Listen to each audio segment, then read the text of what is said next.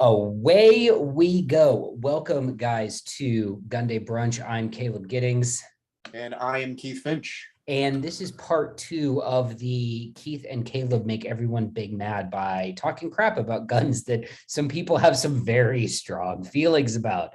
If you don't know what I'm talking about, last week's video, we started doing an episode on the 3 most overrated guns of all time, which we had to cut short for time constraints. And Keith's Wi-Fi sucks. But it got cut short. The comments have been lit. There's been one guy who's very mad that we disparaged his precious Garand, and also oh no, not the Garand. And he also made some comment about the metallurgy of the M16s being better now than it was back in Nam. And then we had another guy who commented about how 4150 chrome moly palladium steel is 4150 chrome moly palladium steel, and button rifling is button rifling and chrome lining is chrome lining. Like, the original M16s sucked because the Army fucked it up. That's why they sucked. The Army broke it. And then when they unbroke it and made it back to more what the Air Force originally bought, then it was fine. It worked great. So I replied, there's another guy who commented, I forget what his comment was, but my comment was, no, the reason the M16 sucked was because the Army tried to intentionally sabotage it by issuing crappy ammo and no cleaning kits. And that's no cap. That actually happened. Broke the ammo. They broke the gun. Yeah. So that's not anecdotal. Well, I threw it in the woods because it was bad. They actually did that. They put the wrong powder in the rounds, and they didn't issue cleaning equipment for the first time in the history of ever for any weapon system. Like, you had to maintain the Garand, you had to maintain the M1 carbine, you had to maintain the grease gun and the Thompson. There was no gun before that you didn't clean and maintain, and they were just like, nah, the M16, you don't need to. Yeah, which the Air Force was like, no, wait, we have cleaning kits that we're issuing our guys with these, but okay. So many of you are very big mad about the Meanie McMeanerton things that we said about your favorite guns. And if you are big mad about that, why don't you go ahead and like, share, and subscribe this video and the original video that hurt your feelings, just to let people know what meanies we are. And as always, thank you to all of our wonderful sponsors for their support of the show. Since this is a part 2, let's get straight into it and talk about what we think, the guns that we think are the most overrated gun of all time. And I'm gonna let you go first, because you were rolling last week before your wife. I was rolling last week. And I'm very thankful to my internet, in fact, for taking a crap on us, because I have slightly amended my answer after thinking about it. Now, the original answer still stands, and we'll get to that in a moment. But after considering it, I have amended the answer, and it is now a 2-parter. All right. So, the most overrated firearm, in my opinion, are 2 firearms, in fact. And they are the Scar 16, which is my favorite rifle of all time, and it is the most overrated, and the H&K 416. Oh boy. The 2 leading service rifles today, I'm breaking the internet as we speak. I hear the sound everyone's hurting, everyone's dying. Burning my house down. Larry Vickers is coming to slit my throat right now as I disparage the H&K 416. No, I'm going to go with the 2 most overrated weapons right now are probably the H&K 416 and the Scar 16, which are the 2 leading service rifles of the 21st century. And the reason why they are both the 2 leading service rifles and the most overrated is they like the Garand and other rifles and the AK, they are ascribed a mythical level of reliability above and beyond what the M4A1 establishes and other service rifles establish. That just isn't there. Are they academically, objectively better? Yes, they are better than the M4A1. They are better than the other rifles out there. But I don't know if the Scar, hold on. I don't know if the Scar 16 is better than the M. Percentage point better. Yeah. Like when we look at durability and reliability, we are looking at a single percentage point better. And then you might bring up like, oh, well, look at how durable the barrel is and look at what your parts change numbers are. And yes, that's a good thing. But when we look at cost of those parts and the replacement, it becomes a wash, or the SCAR 16 loses, or the H&K loses. Like, the parts being way more expensive compensates completely for the change in service life, or it's a losing proposition. And I still don't know if the SCAR 16 is better. Are fantastic. They are also overrated because they are only so much better than like the M4A1 is. And now that said, the SCAR 16 is my favorite weapon of all time. I love it. I love that rifle. It's fantastic. All the money I've spent on it has been well spent. I've spent an absurd amount of money on my SCAR 16, and I will keep doing that because it is my favorite. But I acknowledge that it's overrated. Like, if you were to say, hey man, I need you to equip 100 guys with 5.56 weapon systems of moderate, skill and maintenance and caliber, they're getting M4s. Like, right. I mean, there's a reason why the Israeli military is ditching the Tavor for the M4. Wait, we did that last episodes ago. No, we did that. Stop it. Stop it. What are you doing? I mean, there is a reason why British special operation units don't carry whatever their friggin' bullpup, and they carry M4 variants instead. The one that was originally like Lee Enfield, and then Lee Enfield couldn't actually build it, so they gave it to the Germans. Yes. And H&K built it for them. Yeah, and I've heard the HK SA80 it's the SA80, right? Yeah, I've heard the HK SA80 is pretty decent, but it's actually like it's just a bullpup AR 180. It's a bullpup BRN 180. That's all it is. I kind of want a BRN 180 just for I built one today. They're really nice. Of course you did. So all right, so your contention, and I want to see, is that first off, you have two contentions. One, that the SCAR 16 and the HK 416 are marginally better than an M4A1. I disagree that the SCAR 16 is marginally better than an M4A1 because the SCAR 16 sucks. Does not suck. It sucks. But I will agree that the HK 416 is marginally better than an M4A1. But having, been like up to my elbow in the guts of many M4A1s, and I've also can see NSNs and price lists and things like that for what parts for an M4 cost the government versus parts for the M11. Is that what they're calling the HK 416 in the Marines? There's the M27. Oh, M27. That's right. Yeah. Yep. The 27 in the Marine Corps nomenclature. I, being 91F with the Army, also have access to those NSNs and parts lists and costs. And so expensive. While the government gets a deal on them, they are still expensive. Really, really expensive. All right. So basically, you're saying it's overrated because it's only, a fraction of a percentage point or a percentage point better, which doesn't justify the fact that it costs 3 to 4 times as much as the M4A1 just to like buy the gun. Like, if you're a consumer and you're like, I want a 5.56 rifle, and you can go buy an M4, like a really good high quality M4 for like 800. Well, before last year, you could go buy, and prices are starting to come back down, but you could go buy a really good high quality M4 for like $800, $900. You could, and in certain instances where stock is around, you can still touch that same gun for like $950, $1,000 at the quote unquote inflated rates. I'm gonna shout out IWI's Z15 here for that reason, because they built it on that thing. They wanted to build like a cost-effective M4 with basically the best they could find for the best value they could find for that price. So that's the gun that the Israeli military is replacing the Tavor with. I wouldn't doubt it if they wanted to go with the M4, but they would probably pick something like the Carmel, which I like calling the caramel because it sounds far more delicious. The Carmel is their version of the SCAR or the 416. We're not really sure. Kind of yes, kind of no.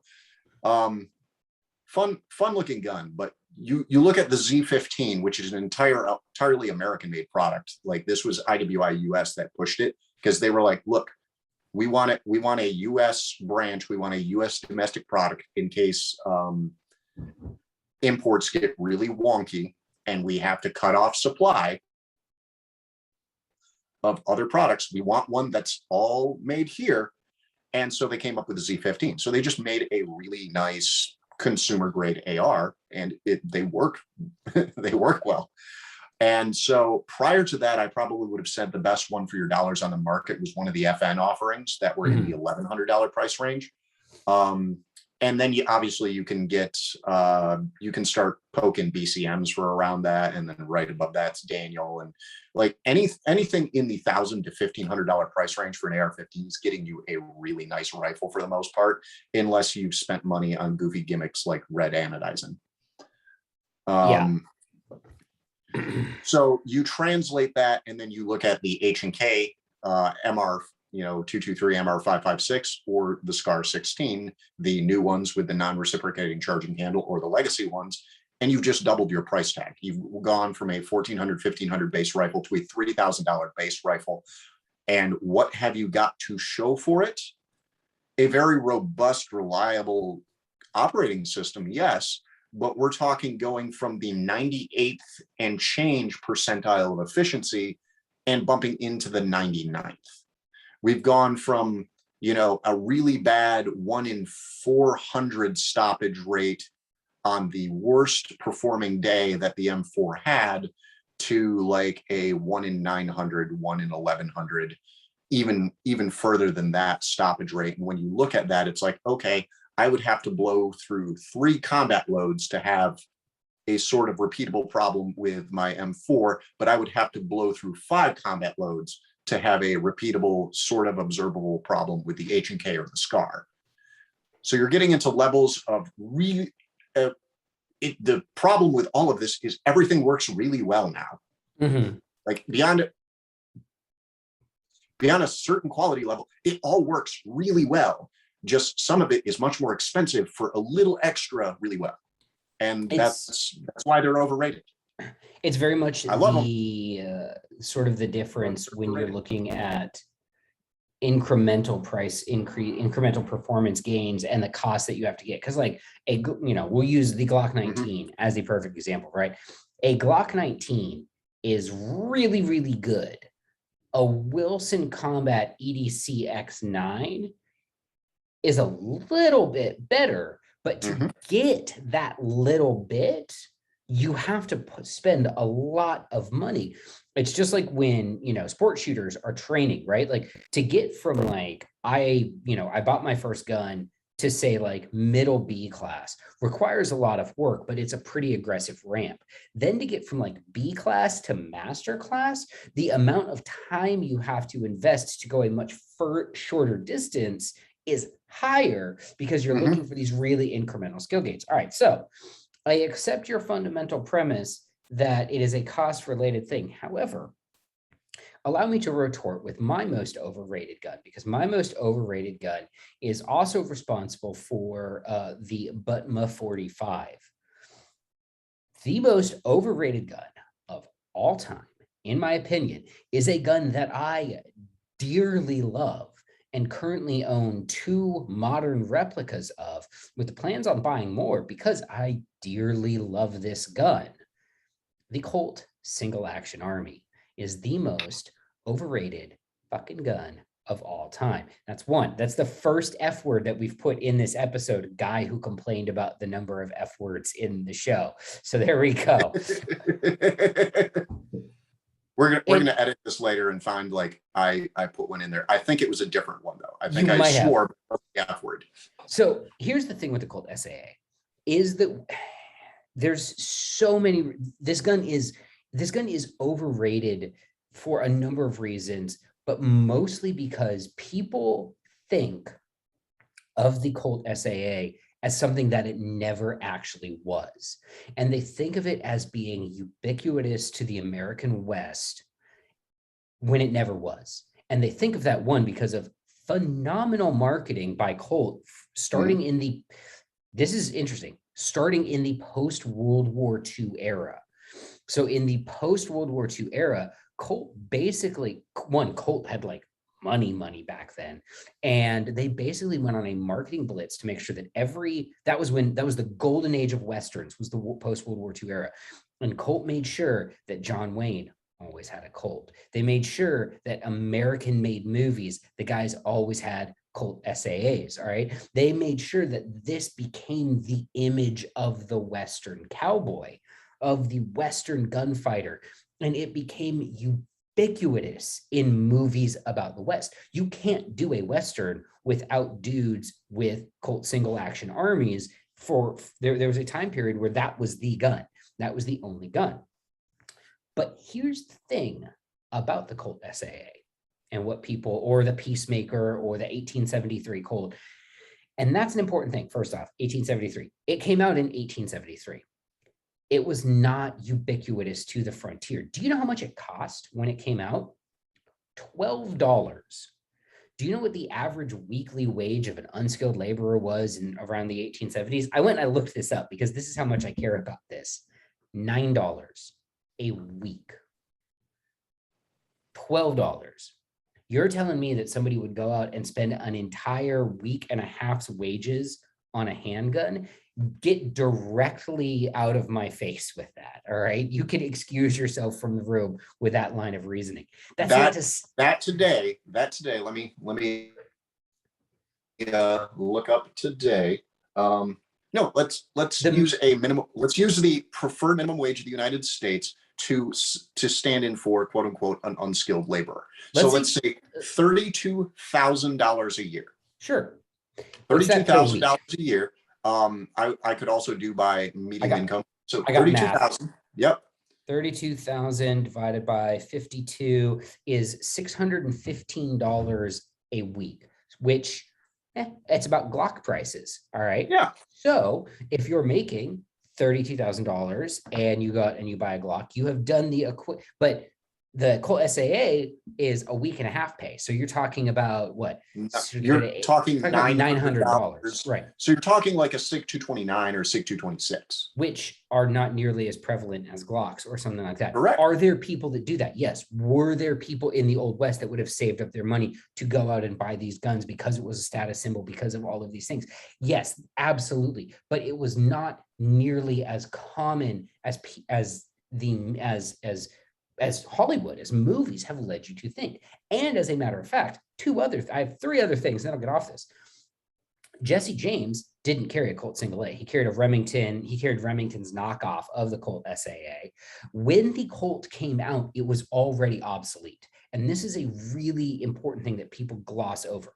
By the time the Colt single action army existed, it was obsolete. Smith & Wesson had already debuted their top break auto ejector revolver, which you press a lever, crank it down, poof, all the rounds go out.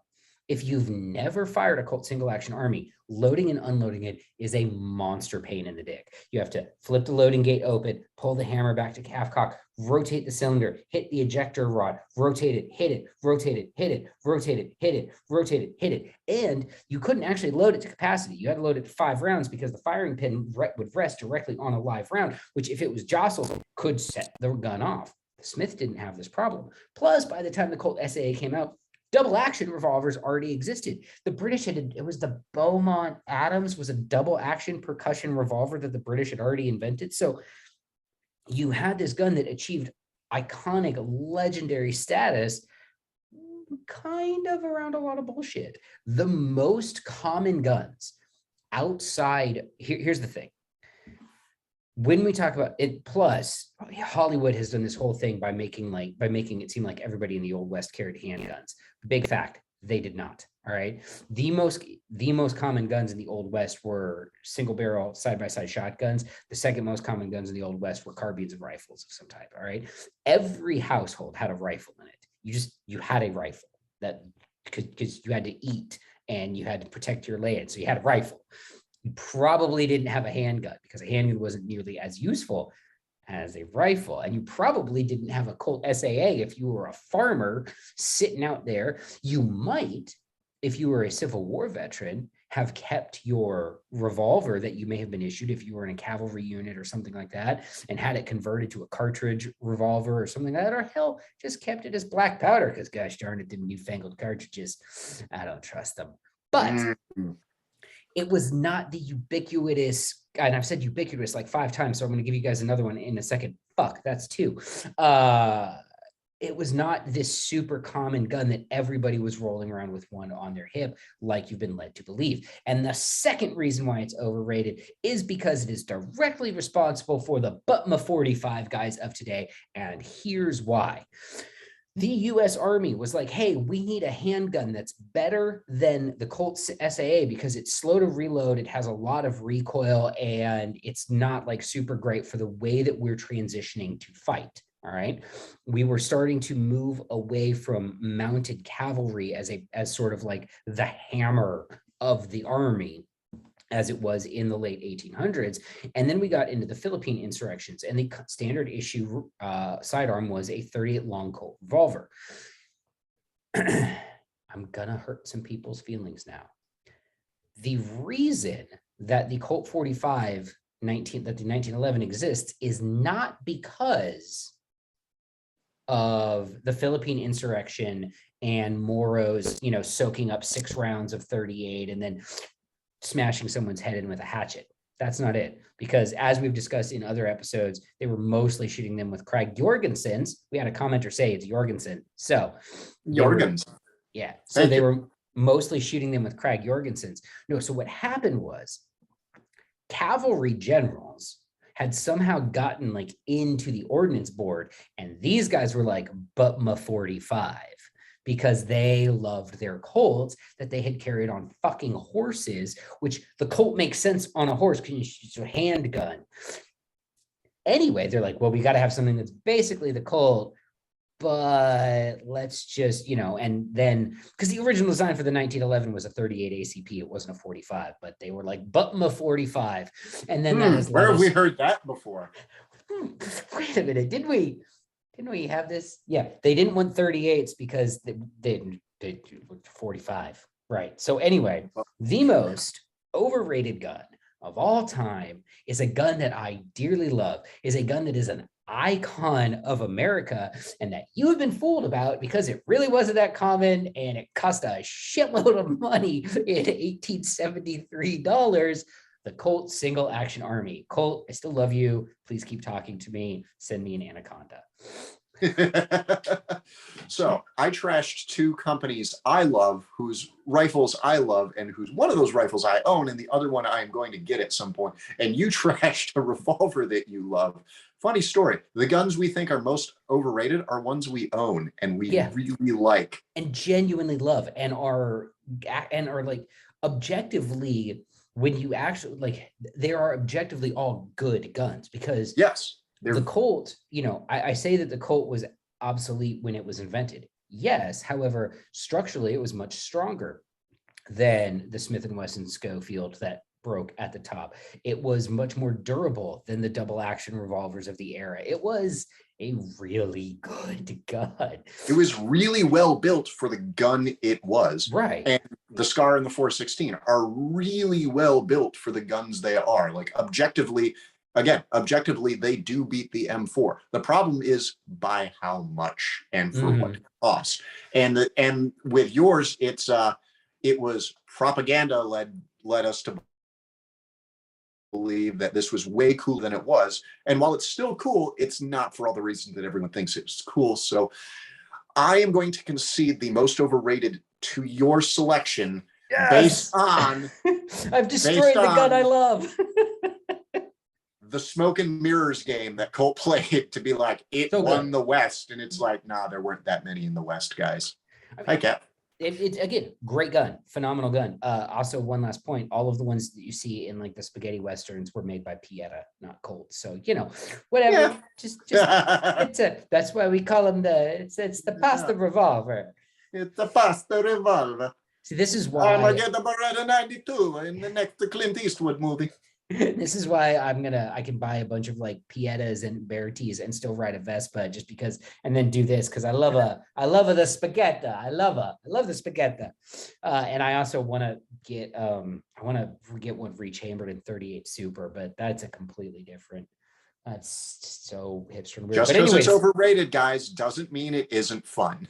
Right. And I kind of want to hammer on this for a second. Yes, we think these guns are overrated. And I think a lot of it too is at least for me, I think the fandom around some of these guns is super obnoxious. And like, we could do a whole nother episode on the most obnoxious gun fandoms. I'm looking at you, CZ fanboys. But strange place. Strange place. But you could, I mean, strange place, some of those forums. Oh, gun. Okay. We have a little bit of time left to kill in this episode, but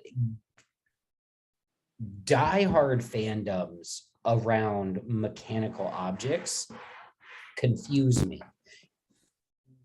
And it's not because I don't like mechanical objects. I have a Vespa.